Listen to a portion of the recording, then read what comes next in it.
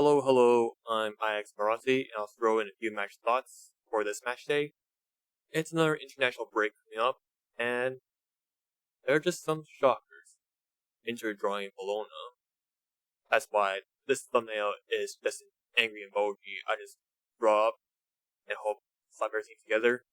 Not the other reason where Ajax are in relegation zone in the Eredivisie. They have Napoli dropping points again, and Roma and Lazio picking up their pieces. This match day just creates a scenario where the Scudetto race is opening with Inter dropping points. Alright, let's talk about the other match days, shall we? Empoli 0, Udinese 0. Okay, there are two teams that struggle to score, a match where two teams are fighting relegation. What a match that will be, don't make it wrong, it's not the 0-0 where both teams do nothing. It's a 0-0 where there are actual shots, but the final third is a mess for both. It's unlucky for Empoli to not get a penalty and have a goal ruled out offside. There are times when Udinese are covering Empoli's midfield, but they just don't have the finishing. In the second half, they do have better chances though. Their final third is still woeful, and Udinese are getting outplayed in the second half. They're lucky that Empoli can score with all those chances. Lecce won, Sassuolo won. Sassuolo scored a penalty from Berardi. No surprise there. He's pretty much their forward line. Conceivably making some good saves. Sassuolo fell asleep on Kristovic as he scores the equalizer on the second half. I'll say Kristovic is in good form right now. Sure, he may miss his headed shot, but given his chances with Lecce, it's easier to notice since they don't create a lot of quality chances. Sassuolo taking points from the bigger teams and giving them to smaller ones. It's Sassuolo. They've done something in the first half, and then nothing in the second. Inter 2, Bologna 2. Okay, it's Inter's matchup against Bologna at home. Inter should have been winning this. The last 3 games at home, Inter won all of them, including 2 6-1 wins. This match started off very well with 2 quick goals from Chebi and Martinez's wonder goal. Then again, after that, Inter seems to shut the door and be done with it. Like, okay, I'm done. Yada yada yada. I don't want to do this shit. Bologna gets one back with a penalty. Inter seems to be unsettled after that, and Bologna got their defensive structure. After that, Inter just seems too disorganized after the second goal. They have a mental block after a UCL match. It happens. For a while. With a game like this, Inter just can't win the Scudetto like that. Where was the team after those 2 goals? The only one that wants to do something once Bologna equalizes is Carlos Gusto. When I look at the forward depth, the drop between Martinez and Thuram is massive. I don't think the Inter's backup strikers, Sanchez and Arnautovic, will be scoring 10 or more goals this season. Also, what happens when Barella goes invisible? Been invisible a while since the start. Does the team have a plan B when Çalhanoğlu gets pressed hard, limiting our creativity? He might be a regista at the moment, but not a press-resistant one. A reminder that this is at home and not Bologna away, and Bologna away is pretty much Inter's boogeyman with Zaghi in charge. Yes, I remember the 2021-22 away match, where Inter could have won and win the Scudetto. Yikes. Juventus 2, Torino 0. Imagine losing to Allegri's Juve with a front line of Verratti and Keane. Yup, that's Torino.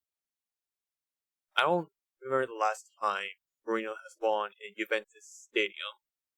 Have they not? It's been a while. Torino's set pieces, corners are a mess. How do you think they conceded 2 goals like that? I don't remember whose dad it was that recommended McKennie and Wade to play together. Well, this is the result of having McKennie and Wade play together. Genoa 0, Milan 1. It's another balling job for Genoa, is it? Yes, by looking at the script. It's 0-0 before the 80th minute and conceded a goal in the later minutes. But is it really? I'm sure the referees didn't check on the handball before the goal. I'm really sure the ball touched Pulisic's arm, not shoulder before the goal. After that goal, it's been a crazy how in this match, both keepers got sent off. Mignon with a drop head kick, and Joseph Martinez with a second yellow. I believe that instant red card for Mignon. He'll be suspended for 3 matches, and Teo Hernandez accumulated so many yellows, I believe 5. He'll be suspended for the next match. I see that. Well, good luck against Juve, Napoli, and Udinese. But hey, congrats to Giroud for the clean sheet though. Maybe he should be the keeper for all those matches. Monza 3, Salernitana 0.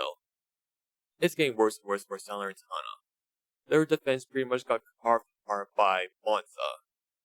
Pressure is mounting on Sousa to turn things around, otherwise, he's going to get the sack. On a plus note, Kopani is another surprise in the season so far. I believe he's being monitored by Juve and Inter. I was wondering, where and how will Kopani fit in those teams? Frosinone 2, Hellas Verona 1. Sule battling Frosinone out. Maybe Frosinone will stay in Serie A. It actually may be the first time Frosinone actually stays in Serie A. Of all the times Frosinone got promoted to Serie A, both times they were relegated. This is their 3rd season out of the 2, so it may work out, it may not. I don't know. Lazio 3, Atalanta 2. It's a thrilling game. Yes, it really is. Unlucky for the Catalari to score an own goal, Vecino scoring an amazing late winner, and also Lazio really needs to sort out their defense. Positive for Lazio is they actually want to score after blowing a 2-goal lead, unlike some other blue team. Cagliari 1, Roma 4. Congratulations, Cagliari. Still can't win a game. It doesn't help when the opponent is a Roma picking up form. Roma seems to start clicking in this match and aren't relying on Dybala as before. I mean, sure, Dybala got injured in the first half. They got replaced. Lukaku going to his pre-injury form. When Lukaku's fit, he's absolutely dangerous. When was the last time Lukaku didn't score so far in the season? I don't remember. Bellotti gets a goal, so there's that. Before I move on to another match, when do you think Ranieri is going to get the sack? Napoli 1, Fiorentina 3. I don't know what Rudi Garcia wants to do with his team. For the first goal, it's a lazy goal conceded. Second ball, Nutmeg goal allowed by Moretz. Napoli seems to struggle building up as they can't string passes, but the final third is pretty decent. Not gonna lie. Fiorentina dominated Napoli in the entire match. Napoli didn't create any good chances, took advantage of Fiorentina's mistakes.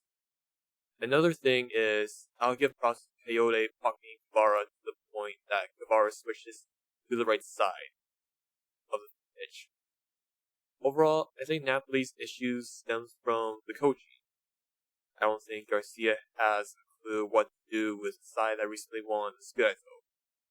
Since the start of the season of all comps, Garcia has only won 5 games so far with Napoli.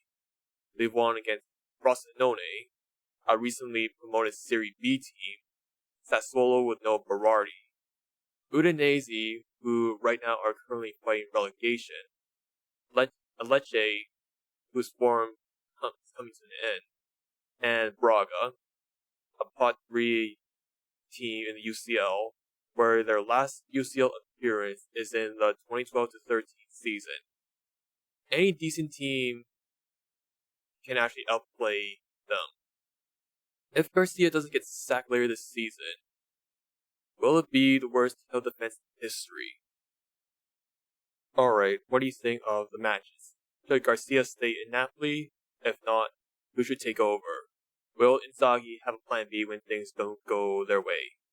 Don't forget to leave a comment, leave a like for this video, and subscribe. Cheers everyone. Bye bye.